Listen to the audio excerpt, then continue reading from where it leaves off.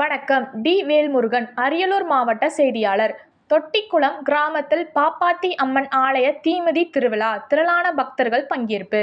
அரியலூர் மாவட்டம் ஜெயங்கொண்டம் அடுத்த தொட்டிக்குளம் கிராமத்தில் எழுந்தருளி அருள்பாலித்து வரும் அருள்மிகு ஸ்ரீ பாப்பாத்தி அம்மன் திருக்கோவிலில் தீமிதி திருவிழா வெகு விமரிசையாக நடைபெற்றது. இதில் 50க்கும் மேற்பட்ட பக்தர்கள் காப்பு கட்டி விரதம் இருந்து தீமிதித்து தங்களது நேர்த்திக் கடனை செலுத்தினர்.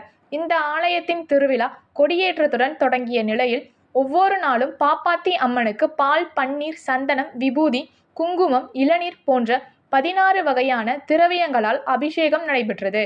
இதில் தீமிதி திருவிழா நாளான இன்று ஏரிக்கரையில் இருந்து சக்தி பூங்கரகம் எடுத்து மேளதாளத்துடன் பக்தர்கள் தீமிதி திடலுக்கு வந்து சேர்ந்தனர்.